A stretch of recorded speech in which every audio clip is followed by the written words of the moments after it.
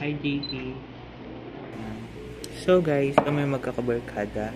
Dito ako ngayon sa library. This is my first day sa aming first week ng second semester. And actually, paano na pala to? This is vacant kami na sa library. Nag-iintay lang na next subject. Kasi every Monday, I have 3 subjects na iti-take. So just a normal, kung paano kami ng first sem.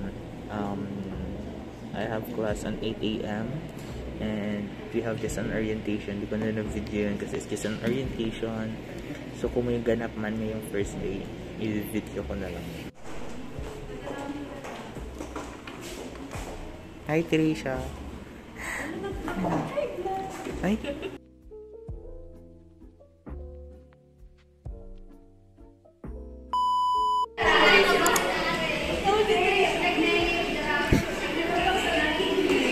I will not bring you into computing. No. That's not the point of our study. In fact, if ever, magkakakuha ko sa inyo ng average. Anong average? Tatlong number na. What's going to happen here is some of your academic years. Yun ang topic na. That is the part that is devoted to high school. You were like someone who is inside the forest. Okay? Inaaral niyo yung mga puno.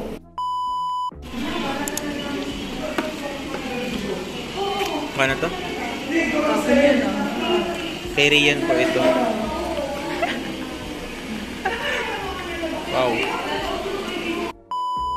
Alright guys, so yun, nakauwi na ako, galing ako sa school.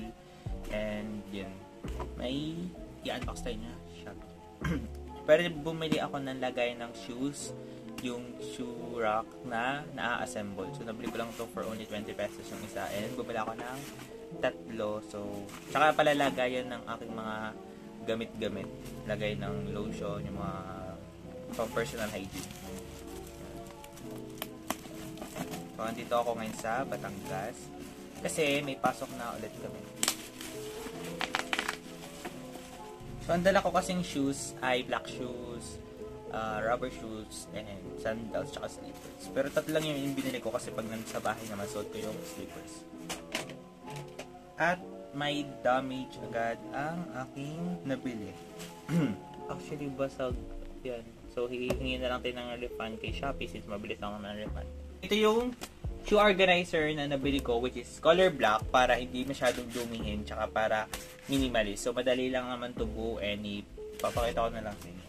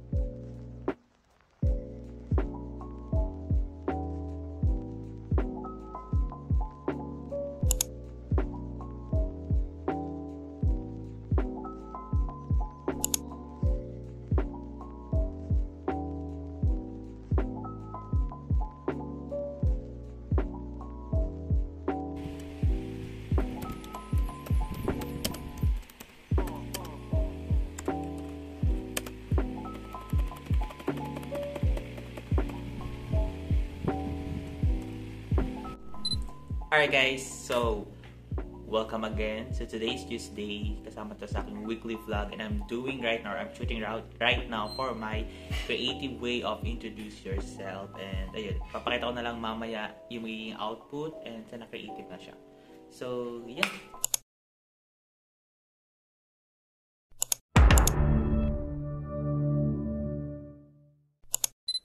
Do you know Andre Balmes?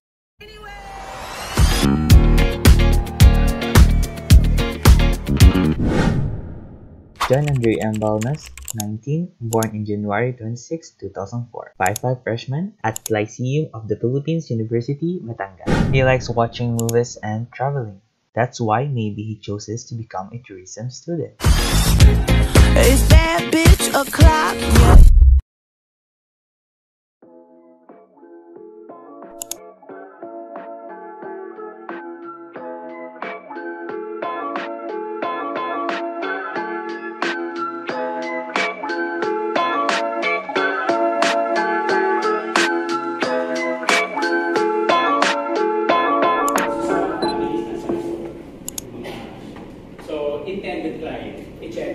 So there are different factors, and these are some of the most common factors why rates of hotels.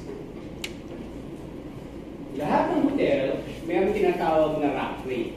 This is the establishment's normal room rate.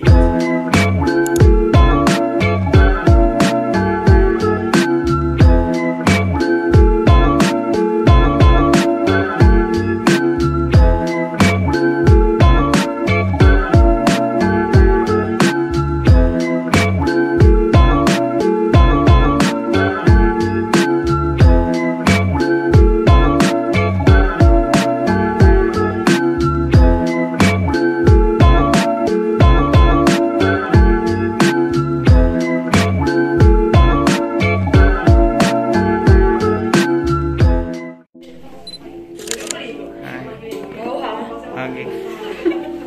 Hi, Trisha. Smile.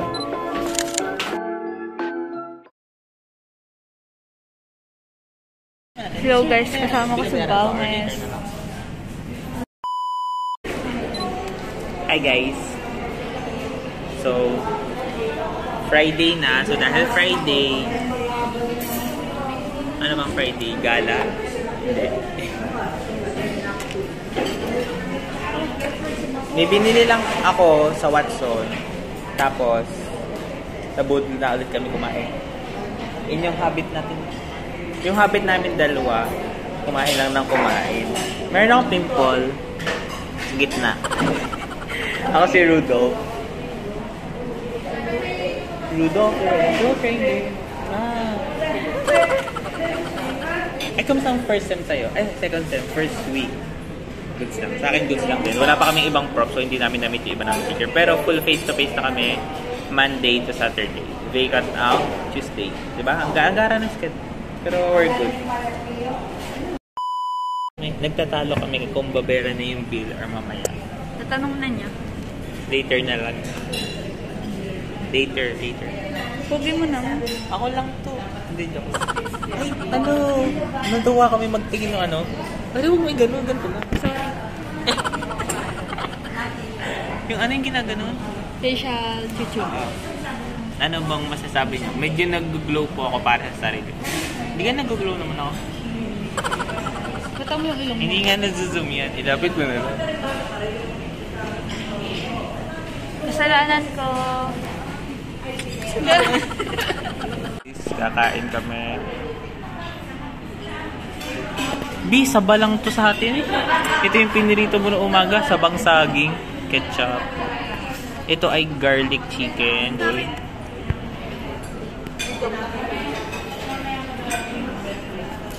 Ito po ay rice. Pagandahan.